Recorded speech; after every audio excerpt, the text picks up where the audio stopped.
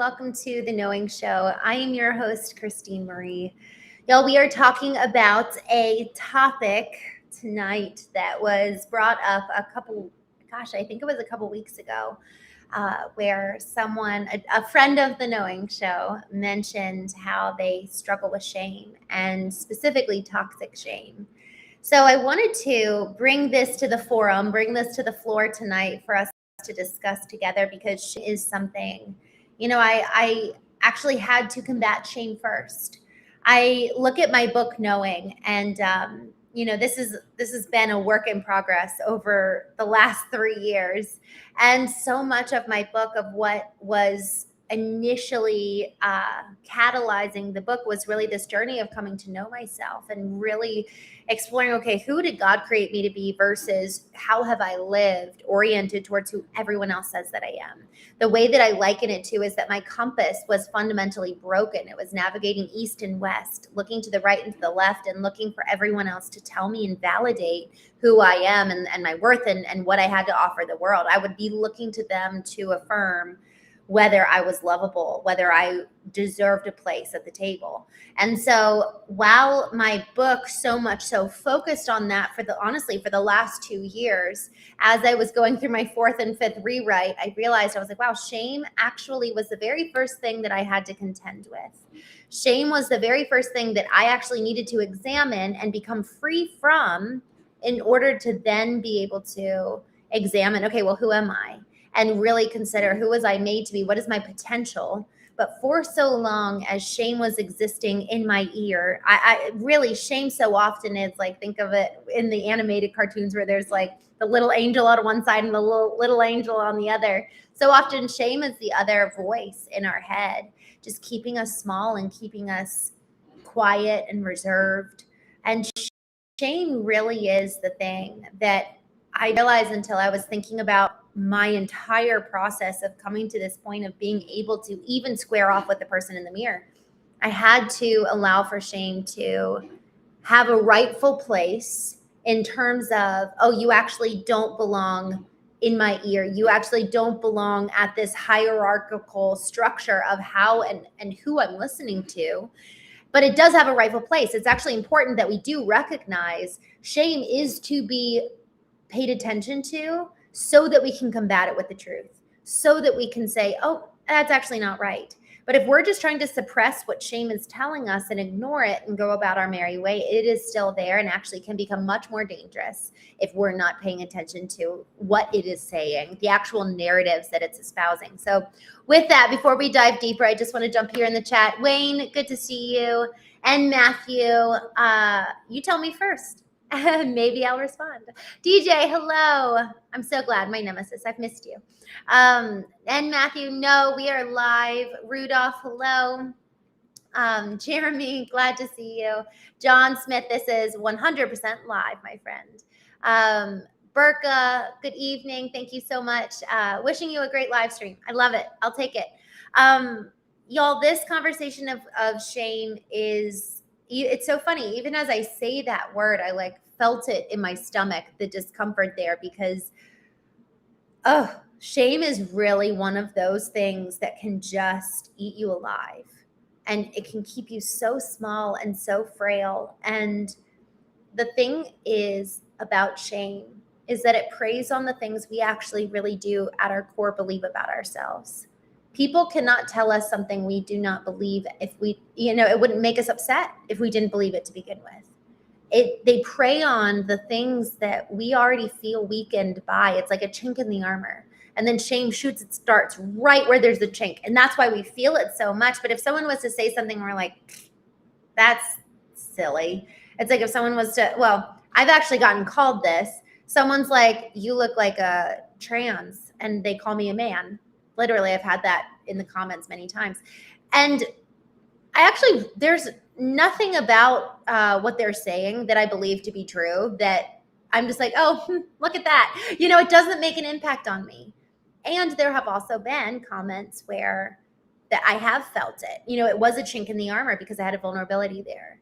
We have to have the vulnerability for shame to be able to play and do its work and to do its worst at the end of the day. We have to have some semblance of belief to then have it prey upon us. And we then allow for other people to hurt us by not tending to those chinks in the armor and not actually making sure that and I'm talking about vulnerability in the kind of in the negative way, where we're not doing the work to heal, not doing the work to pay attention to the things that we're carrying with us. And thus we're exposed to what other people might say or do, actions that could really cause us detrimental harm. And the thing is about this is that once it gets in where there's the chink in our armor, immediately it's like we stumble back. We're taken out of the moment. We're taken out of the momentum that we have that's moving forward and the progress we're making and the intention with which we're living our lives. All of a sudden that chink in the armor, it really is like getting shot. It's like, oh,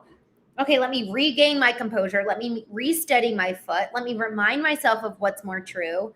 And the worst part is that in that staggering back and being hit by shame, sometimes in the coming back, we've lost our footing to the extent that we're no longer on the right path.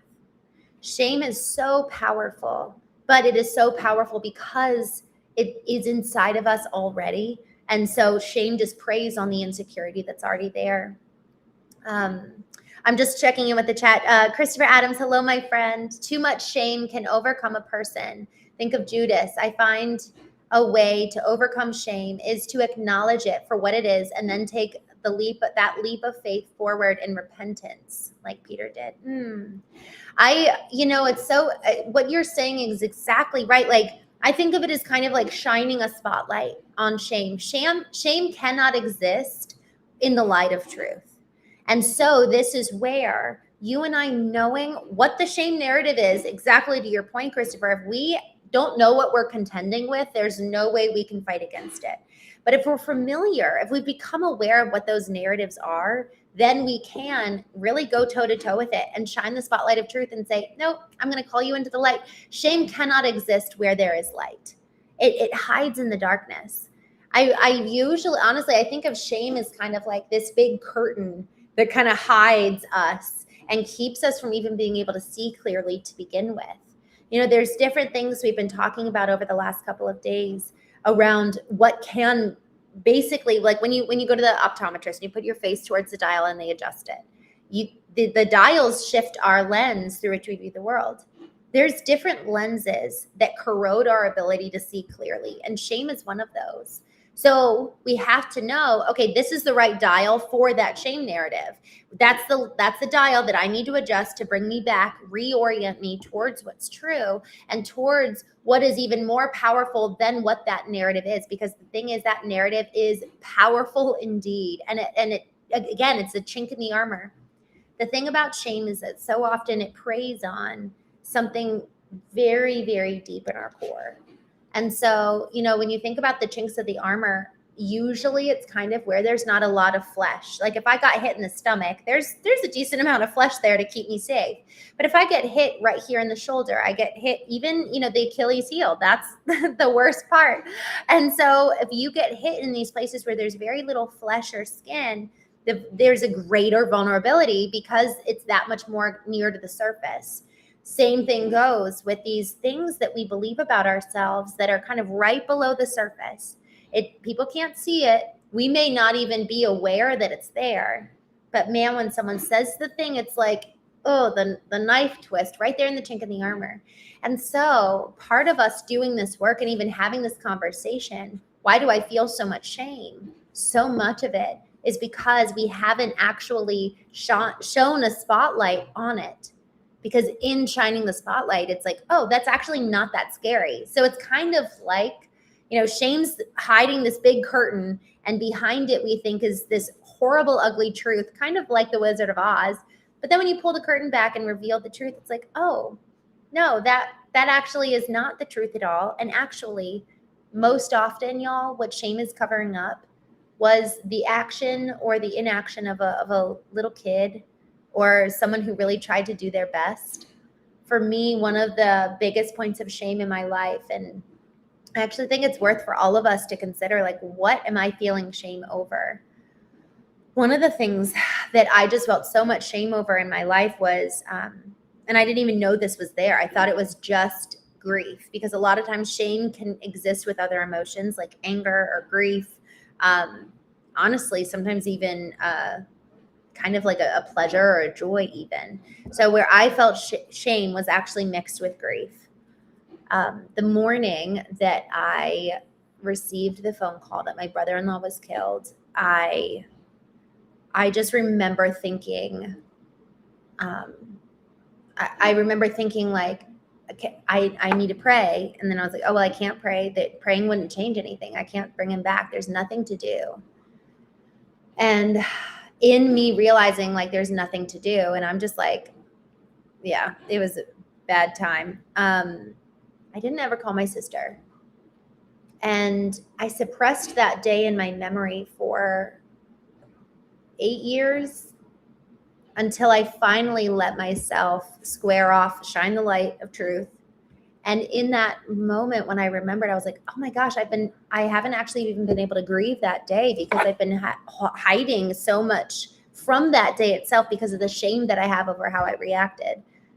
I didn't value who I was and the being of even just my presence enough to then realize that my sister just needs people there and needed me there. And I wasn't there for her. And I'll forever regret that. And at the same time, my shame was hiding that from me. I couldn't fully grieve and kind of move through the process of hearing the news that day. And that day haunted me just the whole day. It wasn't even just that shame moment. It was because I had this grief that I was carrying with me for 8 years that I didn't allow myself to move through. And so that shame, once I shone the spotlight of truth on, oh, that's what really happened. One, I actually went and apologized to my sister 8 years later. And it's interesting. I actually felt a freedom. We get free from those old narratives and those old experiences that are buried beneath us. That was a 21-year-old Christene Marie who had never gone through grief, had no idea how to act. And the only way she valued herself at the time was by what she did. So when she couldn't do anything, there was a severe and total lack of value in my identity in terms of who I am, who God says I am, who I am, and the presence I get to bring to other people, y'all. And so this is what happens when we have shame around who we are and our identity. We actually fundamentally cannot love because we withhold the very healing presence. When people are in grief, they actually don't need someone to do something for them. It's like sitting in the ashes. It's actually not saying anything. It's actually the inaction that's more loving than anything other than what we could do for somebody, because we cannot bring that person back. We cannot make it better.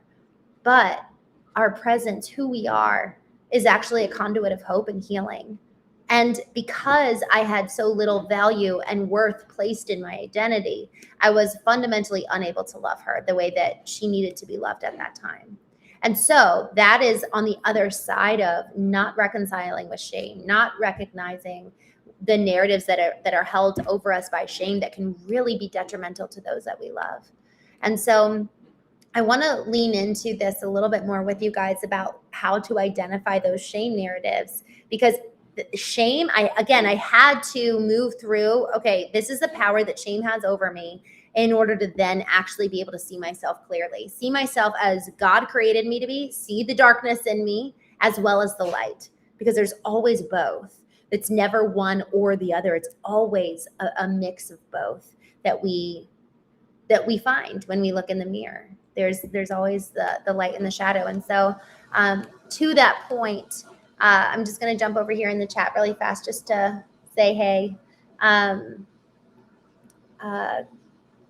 DJ says, curious why you apologized to your sister. You dealt with it the way you needed to at the time. I apologized. For those of you who just joined, I apologized to my sister for not calling her when we got really terrible news. And it actually felt like more so I did it for my sake, and I think so much of forgiveness where we forgive, me forgiving you is me releasing myself. And I think actually apologies kind of work in a similar way.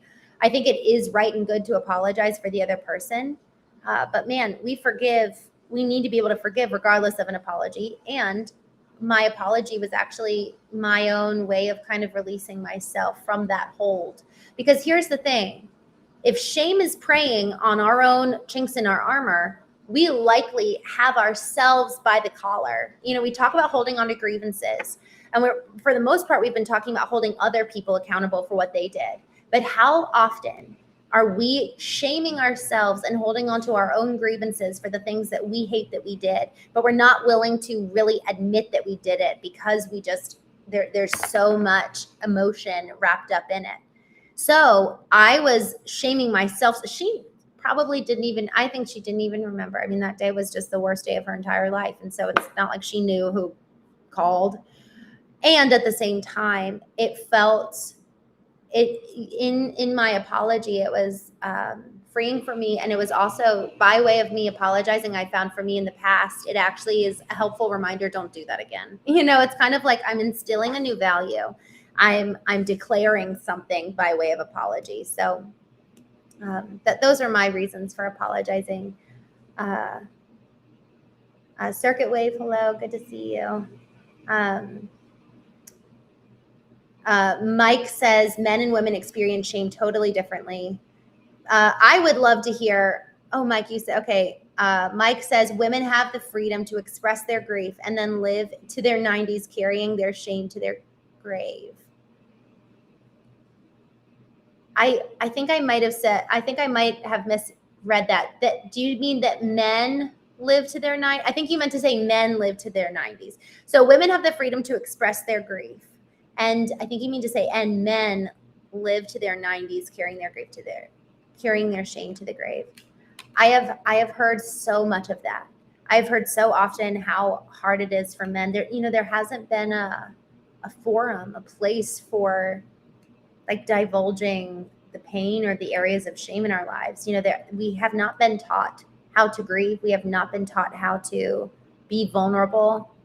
And then when we do start being vulnerable, we end up vomiting emotion and vulnerability on everybody. And it's like, oh gosh. And then it's like, okay, see, I shouldn't have told you, so we don't know how to do it. And when we try to do it, it's really kind of abrasive for people because they've never experienced that part of us.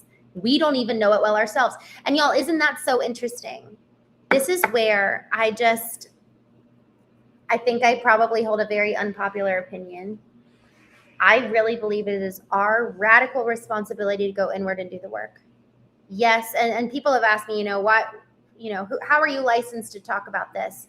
Because I've gone inward, rather than being, outsourcing my healing to other people, to therapists. Sure, therapists are helpful, but y'all, every single one of us has the opportunity and the ability to do our own work. And I really believe that.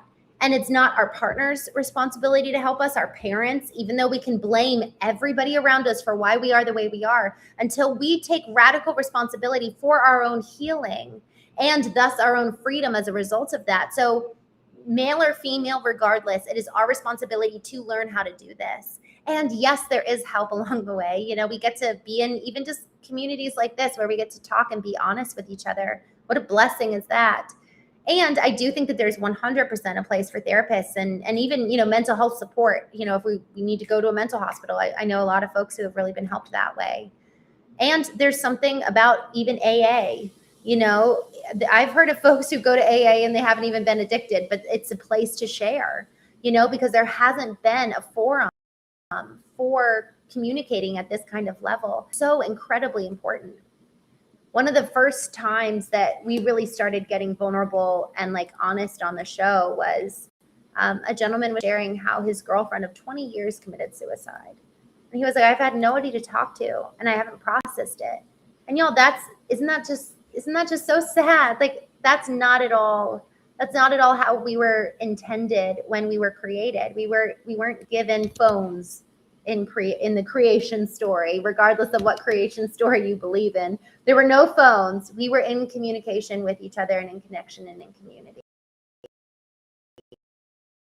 And we need that more than ever before because we're in this era of May, I guess, is Mental Health Awareness Month. And we really are in this epidemic in so many ways of just really, really struggling and really suffering. And people are turning to AI companions more than ever before. And so just a comment that, man, y'all, it's our responsibility and our privilege. What a blessing that we don't need other people in order to heal and to move through our journey of actually being able to come out on the other side of that. We get to experience that for ourselves. We don't need to wait. I'm just looking here in the chat. Letting go of pain is the best way to forgive ourselves. Shannon, that's so well said. DJ says, so you should say something like, I should have been better. I should have been there. I let them down. You know, I'm glad that you actually are calling this out, DJ. So often when we apologize, it is for us. And so I think that you're absolutely right. It's, man, this light is like, whew.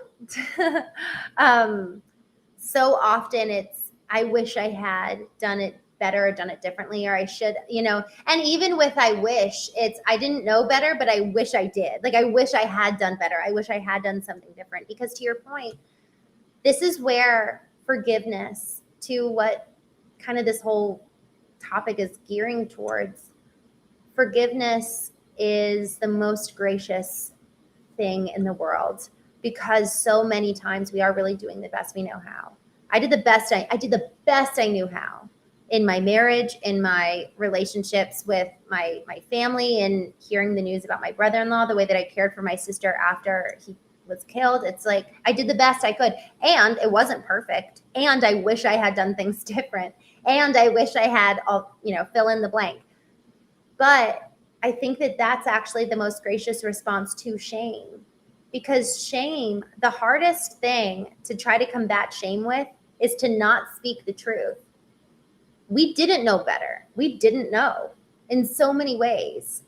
And so now we're not talking about when you actually actively move into something that you should feel guilty for. That's the difference of shame and guilt. Guilt is actually like there is wrong done by you, and therefore there is a guilty sensation in us, versus shame. Shame comes in and attacks the essence of who you are. That's the difference. In so many ways, there's embarrassment, humiliation, guilt. Shame says not just what you did was bad, but you are bad. And that's what I was effectively plagued with for years and years and years. And y'all, this is where it preys on the actions of other people, the treatment of other people. Again, preys on something we deep-seatedly believe about ourselves.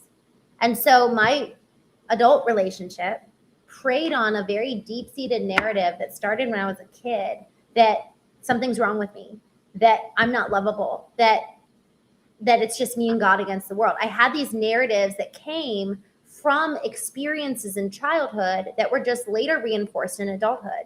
So when we're talking about shame, we actually have to get to the root of where that narrative started from. The narrative itself isn't actually shame. The narrative is a belief that we have about the world and about ourselves. And that narrative, that belief, was formed with, there's a logical reason for it forming. Logical or emotional. This is where logic and emotion are just so important, to hold honor to both and afford honor to both. Because logically, maybe there was a very logical situation that, enveloped or unfolded, that you fell into, that thus this narrative or belief about the world came about. Or maybe it was really just emotional. As a kid, we're so intuitive.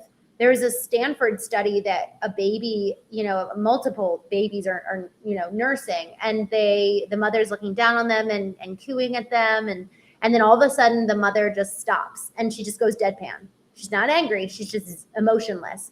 And the babies stop nursing and they start getting fussy and they're looking at their mom. And then the second she starts cooing again, they drink and it's normal and they're happy. Ever since we came out of the womb, we are predisposed to sense and pick up emotional attunement. So we can tell when our caretakers are happy or sad.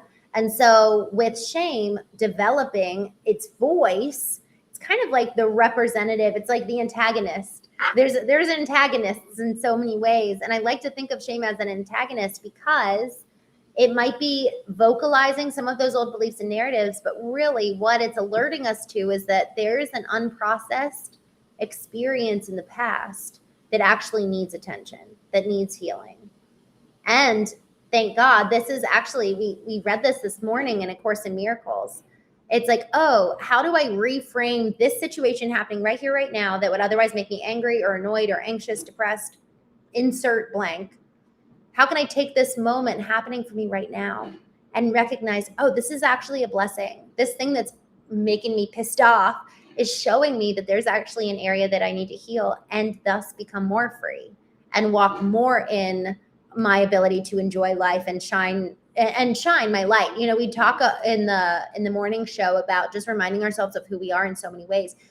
The main function we've been talking about is that you and I are here to exist as lights and to bring a presence to every person around us. And the thing that's cool about that is that every single person has the opportunity to function that way, to step into that role and to step into that identity. But if our identity is tethered to the external, and thus shame is the most active voice in our heads, if we think about kind of what takes the place of shame in terms of the other voice, it would mean that I know my value, and therefore intuition and even the voice of God is speaking to me. So either I am placing my value in everything external, and shame or fear, guilt, all of these kind of external voices are the representatives in so many ways of being horizontally oriented. And or, you know, and I'm not meaning to be dogmatic here. There's many other categories, but, you know, kind of simplifying it. Or I am rooted and grounded in who I am and who God says that I am. And therefore intuition is a voice that I value and honor more than most any out there. The voice of God is something I honor and value more than most any voices out there. And so it keeps us safe, and it tethers us to truth vertically. Our compass is now oriented north. With who does God say that I am? Who did he create me to be? And it fundamentally cuts off the chain to shame. I think of it for whoever has seen A Christmas Carol. Such a good film, especially with George C. Scott. Jacob Marley comes in. He's a ghost, and he visits the Scrooge, Ebenezer Scrooge. He hates Christmas, and he always says humbug anytime people say Christmas. And so he is visited by this ghost, Jacob Marley. He was his former business partner from 7 years ago. He died. And Jacob shows up, and he's got all these blocks and chains, and it's like ledgers and money boxes. And Scrooge is like, first, what the heck am I eating or drinking that's making me see you? So he doesn't believe it's real. But what Jacob says is look, this is all things that I haven't worked through effectively, that's tethering me to the past. And in the allegory of the story, he's like, I actually cannot move forward into redemption because of everything tethering me to the past. So for us to really live in the fullness of our identity and in our mission and why we're even here, we actually need to resolve those points of shame, those beliefs that show up in those when people hit us with in the chinks of the armor. So I'm going to take a pause and come into the chat. Hello, friends. Right,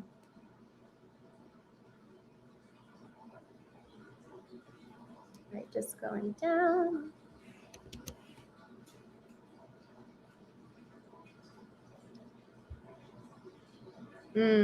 Jay Franklin says, women are like the ocean. They flow like waves with many ups and downs, yet men are fixers. If man can't fix things, we retreat into our caves to suffer our problems alone.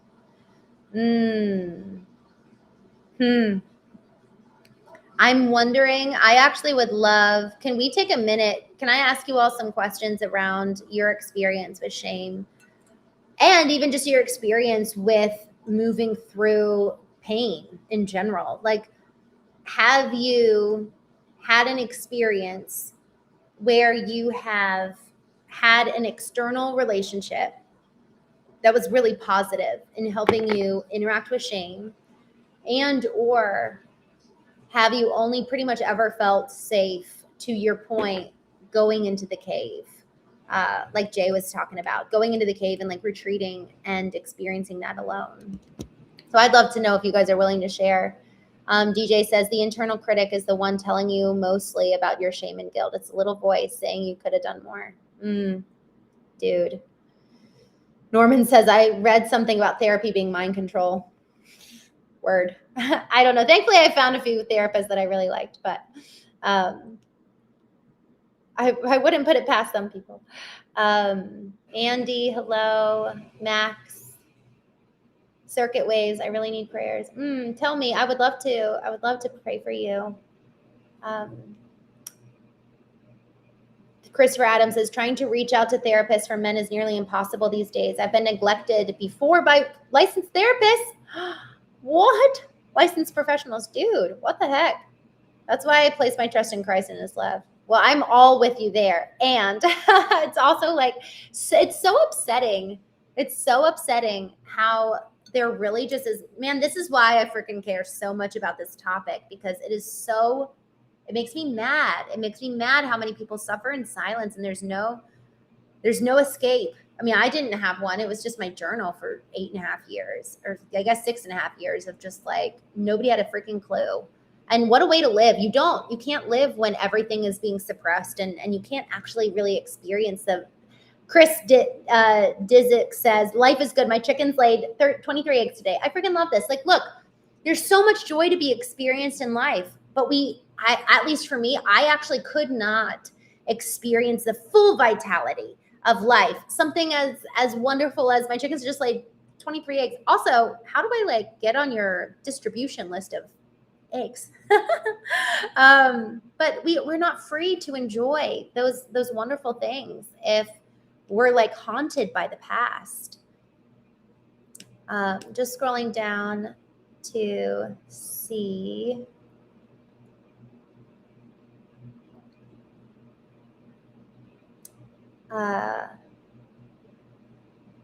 Okay, Mike says, yes, I meant men live in their 90s carrying their shame. Wit, I do. And you're welcome to hang out here, but we just don't talk like that. Mike, I use speech to text. That honestly, I do the same thing. That's why I realized, I was like, I think I know what happened. Robert, hello from Colorado. Good to see you. Proco, hello. The modern women live in shame at menopause. Oh, interesting. Interesting. LRLK.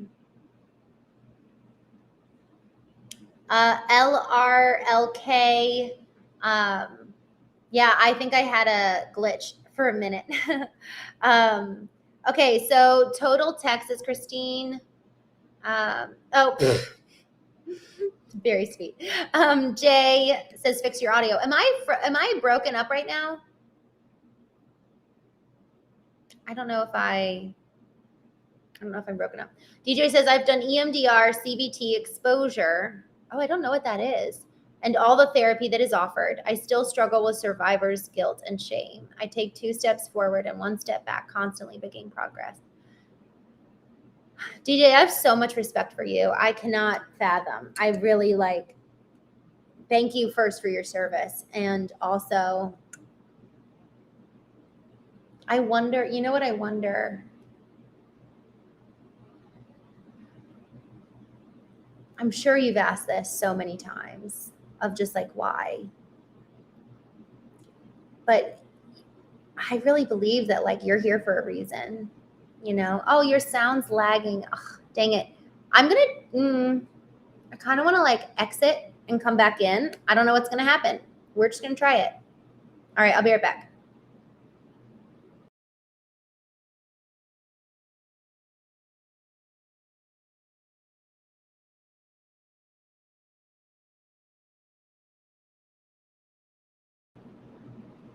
Did that work?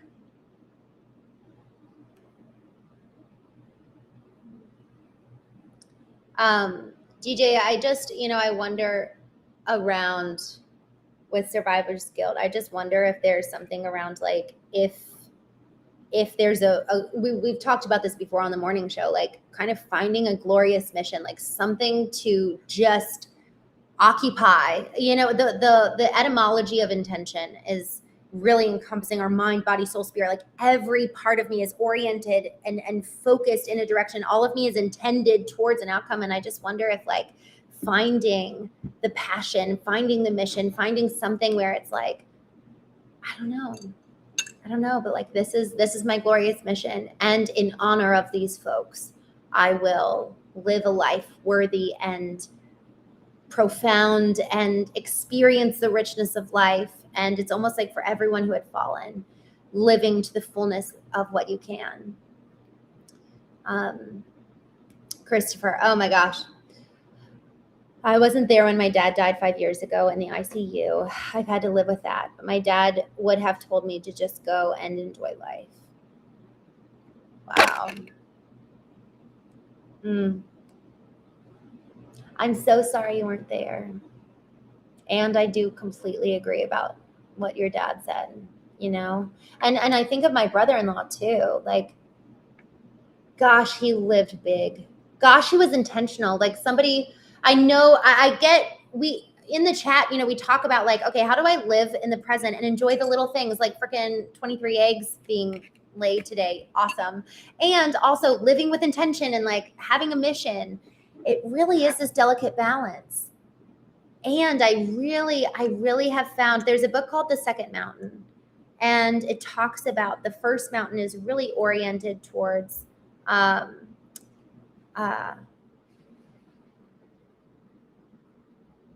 hold on one second. I just saw.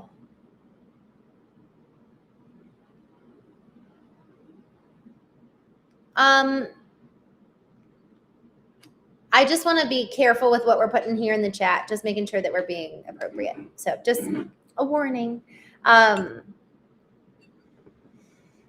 It's such a delicate balance of being in the present and also having this glorious call and this glorious mission of like, I want to live every day with intention.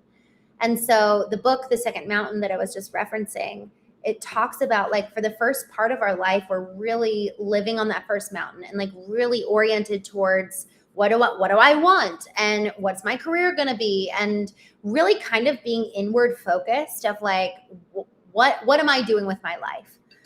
And then at some point we realize, oh, life's so much more about us. And then we have this opportunity to realize like, oh, I'm actually not satisfied living for me. And then we see the second mountain, which is effectively living for community and like really leveraging anything that caused us pain to propel us into purpose. And so often, y'all, that's why we look back in so many ways. What are those moments in childhood that really were hurtful, that really did cause these narratives to form? There is so often we will pull forth those nuggets of like, oh man, okay, why did this happen? How can I leverage? How can I alchemize? How can I harness this and make this into gold? And that's what we're talking about in so many ways. It's sometimes it's like, oh man, that belief needs to go. I need to replace it, new target. Let's keep going. That experience, need to heal from that. Let's keep going. But sometimes, and I would even say a lot of times, how we were raised, man, it was by no accident. And if we know how to alchemy, like have alchemy as a value of the process of turning lead to gold, how can I make something beautiful from this process? How can I turn these ashes into beauty? You know, we hear about the phoenix rising, but it is from the ashes itself that they then can rise. If there were no ashes, there would be no rising story. And so it's not about, you know, being, well, I won't even go there. Let me jump back into the chat. I don't want to derail us. It's a double-edged sword, DJ says, because I know my buddies would be like, get up, do something. And I've had so many others off themselves that have struggled. So I'm doing good thus far. Dude, DJ, I'm so glad. I love that you said I'm doing good so far. I actually think that it's so important that we actually do champion our own selves. Like, I'm proud of the way I'm living, or I'm proud of where I'm going. And yes, I still struggle with this, and I'm choosing a different path and look at the good that it's yielding. You know, we talked the other night about our time and the return of our time. What are we yielding for time invested? And I think that it's actually really important that we celebrate the return, celebrate the yield. Like, y'all, we only get this one life that we know of. And I do think that there's more after this. And there's so much reason for celebration in so many ways. There's so many reasons to self-perpetuate dopamine hits, because otherwise we're going to become addicted to this thing to do it for us.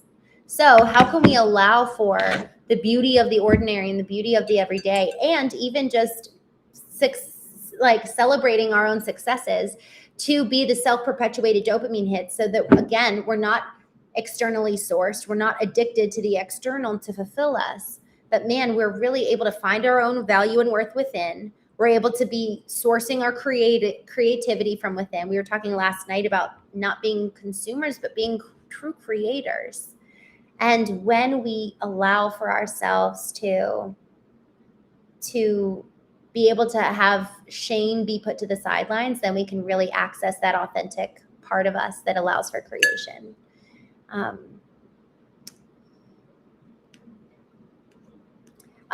Lewis says, why there's not children in this chat, is it? I think, honestly, I've actually had kids come on the chat. So I like honoring for the sake of my own values, but also for little babies. GH, pre-recorded live, guys. No, my friend, we are live. Pain for men is usually the catalyst. DJ, and it was for me too. It really, really was for me. Actually, we were talking, I think you were there last night. We were talking last night about how much of creation can actually be catalyzed sans pain? Can you actually really have that? Life's an ironic tragedy. It must be experienced forthwith, but only makes sense in reverse. Christopher Adams, coming in hot. I love that. Ministry of Men. You look English. I really want to respond with an English accent, but I won't. Thank you. Jody girl, hello. Regardless of pain, poverty, shame, or loneliness, we can endure it all through Christ. The joy and peace that surpasses understanding. The pressure that your life isn't idealistic is gone. You are free. So beautifully said. And Jody girl, I love that that's where the peace that it actually doesn't make sense that I would feel peaceful right here, right now. And so I'm so grateful you brought that up, because that is so true. Andy Carpenter. Amzad, show your tattoo. I don't have one, but I'd love to get one, to be honest with you.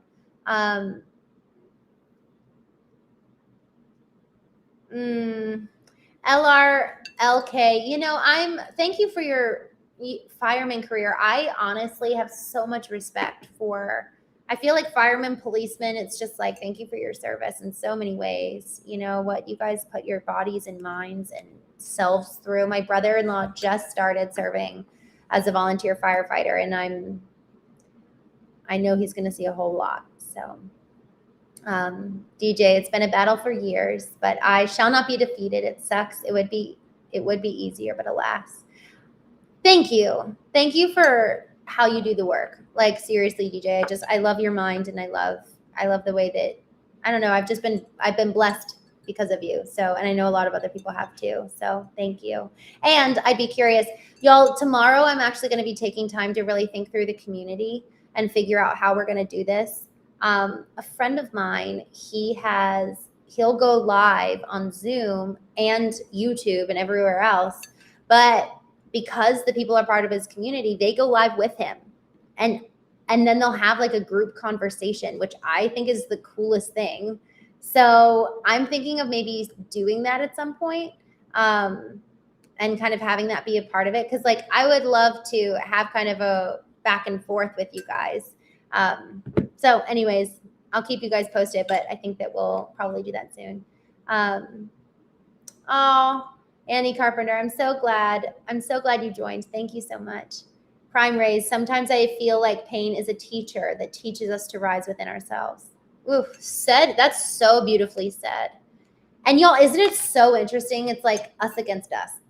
That's where really having our orientation turned inward, where it's not like I'm no longer basing my identity, my success, I'm not comparing anymore. Now it's me against me in so many ways. How far can I go? DJ says, embrace the suck. Yeah. Christopher, that's why I personally ascribe to the Stoics. They acknowledge the reality of mortality, but added because of the fragility of life, it garners a high value in what we do each waning moment. I'm with you 100%, my friend. Oh my gosh.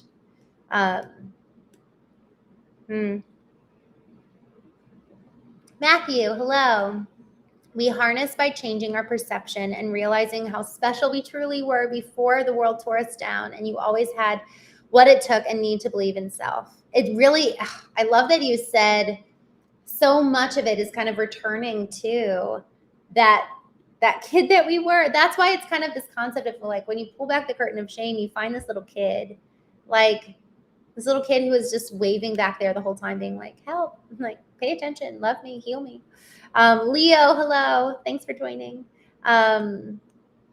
I definitely believe in reincarnation. Have you ever had a dream where you didn't know the person or remember the place you were? Hector says, yes, 100%.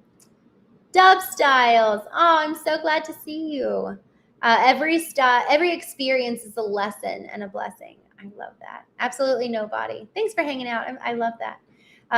Maine, hello. Drew Young, Mundo, Nando. Hi from Brazil. Dictator, hello. Some user, the hardest part is convincing myself that I am worth it, that I'm worth the breath I am breathing. It's absolutely crazy head speak. Point, counter, point, constantly. Like me asking questions to you. Man, I know what you mean. Not for my own experience, you know. Y'all, I think all of us at the end of the day wonder, am I worthy? Like that's what shame preys on in so many ways. It's that question of, am I worthy? Am I worthy of the breath that was breathed into my lungs? And that is where the truth counters shame of, okay, what does the ultimate authority? Because when my husband left, he said, I don't love you. I don't love God. I don't love your family.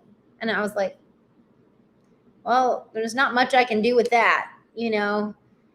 And who has a louder voice and more authority than my husband about my worth and who I am? God. And so this is not about adhering to a religious system. It is about a relationship with the Creator to understand the created. How did He make me? How am I fearfully and wonderfully made in the most beautiful, true sense that thus can be the voice that is more true than someone else looking you in the eye and saying, you're not worthy. I don't love you. You are not enough. Because to combat that, it's just my word against yours, unless we stand on the shoulders of someone who has a greater authority and a greater, stronger voice than anyone else could ever have in this world. Man in the Hat says, I have a sign on my refrigerator for people to read. Don't follow me. You won't make it. Those that know me say it's perfect for me. That's why I stay alone.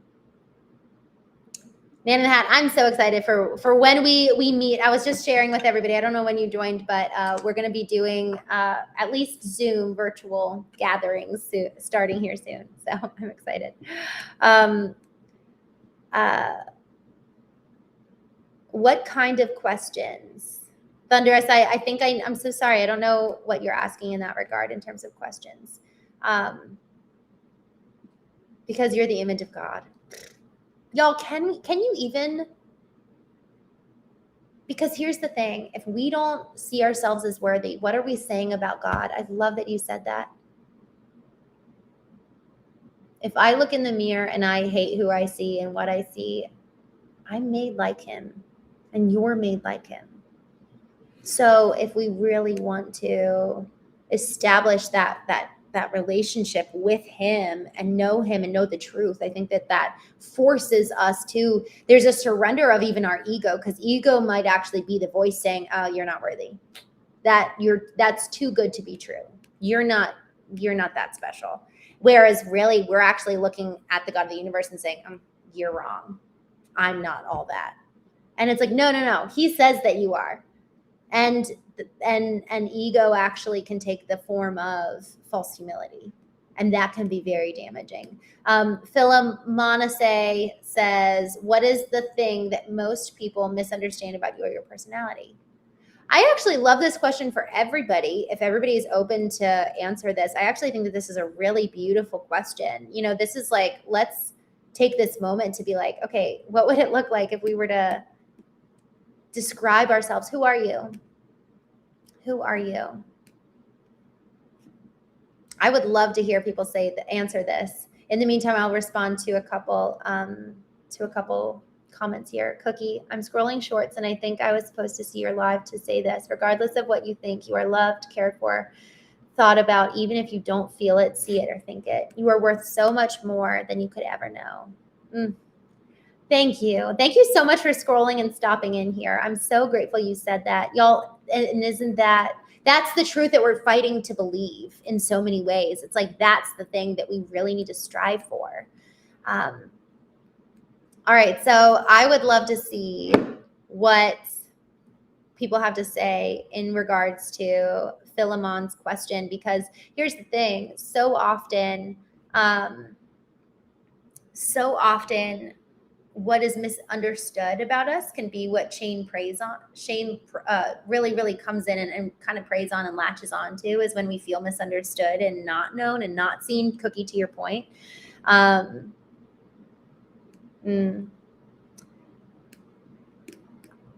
Okay, I'll go ahead and answer. I'm not seeing anybody. Oh, I love this. I'm a funky 𝐤𝐲𝐸𝐴. I'm an enigma.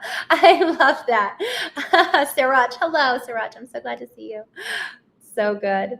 I'm just what my experience has made me, Dubstyle says. I've never heard anybody say that, Dubstyles. I love that explanation, definition. Douglas James, you're on my feed 2 days in a row now. I love that. Thanks for saying hi. He came in on Instagram. Oh, Man in the Hat. Yay. I'm going to go check that out. All right, DJ, the question is, what is pinned here? What is the thing that most people misunderstand about you or your personality? And y'all, this is a brilliant question, because it's actually really important for us to, where do I feel misunderstood? Where am I actually not known? Because that actually could be something that really actually is having isolation come in, and like the misunderstanding of it's like something that separates us.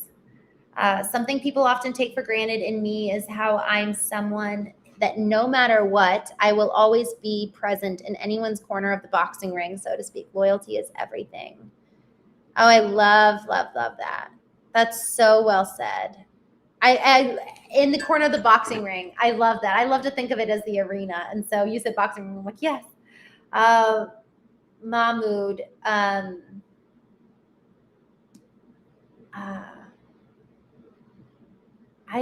wish I could help you. I'm sorry. I feel like you're probably going to find the perfect person at the right time. I hope so. Jay Walrus, greetings from Iran. Hello. Thanks for joining. Guys, isn't this such a blessing that we can all exist together? My gosh. Man in the Hat, I'm so excited to go listen. Man in the Hat sent me an opera song the other day, and it was just incredible. Josh says, image borderline looks like AI. I'm going back to my video. Is it because it's blurred? Oh, this is my chair. I don't know if that's what you think looks like AI. Honestly, I'm impressed at how many people think that this is AI, because I'm like, I feel like AI is not that good, but I know that it can. I don't know. I guess it is. I watch these ads where I see somebody talking and they like switch out the celebrities. And I'm like, what? Oh my gosh, it's so crazy. All right, so y'all, I am going to call it a night. I need to go do some work. So thank you guys so much for hanging out. Louis says, where do you think I should go to find a wife? I've been single for 3 years and don't know where to find anyone. Well, first, I can't really speak to that because I don't know you. But I will say, the more I have actually gotten out of my house and gone and actually explored life and lived life and put myself in new environments and new situations where I've actually been like, okay, I need to be brave here. Like, this is actually uncomfortable. That's where I've made some of the most wonderful friends. That's where I found my darling, was at a marketing conference, super random. And, I even met my first husband actually at a conference in Florida. It was a Christian conference. And it's just, there's something around like, I'm actually here looking to join a volleyball league, and I want to go line dancing. And like, if we get out of our comfort zone and actually get into a space where we really start living, truly experiencing life, I think that there's so much to be found on the other side of living by, like, not just living vicariously through the phone and how other people are living, but really, really living fully. I just think that there's a lot there. There's a lot to be found in terms of experiencing and joy, but also in terms of potentially a life partner. Who knows? Oh, yes, I'm having tea. Mahmoud, are you having tea too? Come have tea. Radian, I am in my condo. Christopher Adams, how do we protect our inner child? Man, now I can't leave. Oh, what a good question. I think, you know what? I think I'm going to save that for our Friday night live. I think I'm going to take it exactly like that, and then let's talk about that. I'm looking to see if I've got a guest. I have a guest. Oh, tomorrow. Oh my gosh, you guys. This person who's coming on the show tomorrow, it's going to be one of the best conversations, 2:30 p.m. Eastern. I don't know how many of you guys can watch it, but his name's Justin Donald. He's the founder of Lifestyle Investor, but he is just an incredible human. Like, he was telling me about I don't know. There's just a lot that we're going to dive into. I'm so excited to talk to him. And frankly, I'm excited to learn from him. So I'm going to be a student tomorrow by far. So we've got 9 a.m. tomorrow morning Eastern. We're going to be doing our show in the morning, The Knowing Show, 2:30 p.m. Eastern. We're joined by Justin Donald. And then, I'm going to be scheduling, I think at 4:30 p.m. Eastern, we're going to do trivia. So we've got, tomorrow's a full day. And I have to go live and do my trade show tomorrow. So I'm going to be going live 4 times tomorrow. It's going to be a busy day. Y'all, thank you so much for hanging out. I'm going to save that question, Christopher, because I love that. How do you protect your inner child? Let's talk about that. Wait, I got distracted. Well, we won't talk about that tomorrow. Thursday night, I do have a guest, and we're actually doing a live real-time like marketing consultation, which is actually super funky and fun. We'll talk about it Friday, how to protect your inner child. So y'all, come hang out with us tomorrow night. We're playing trivia. We're going live tomorrow at 2:30 p.m. Eastern. Probably going to be one of the best conversations. This man is so wise, and there's something about learning from people who have done really, really well in their business. So if you have business questions, life questions, I love talking to people who are, yes, successful in business, but their personal lives, like their wife really loves them. Their kids love them. That, to me, is a real mark of like, okay, you're having your priorities right. He's like, I have to be at family dinner every night. That was a boundary that my wife and I created. And I love that and I respect it so much. So, thank you all so much for hanging out tonight. I will see you tomorrow, 9 a.m. Eastern, 2:30 p.m. Eastern, 4:30 p.m. Eastern. I'll see you tomorrow. Good night, y'all. Sleep well.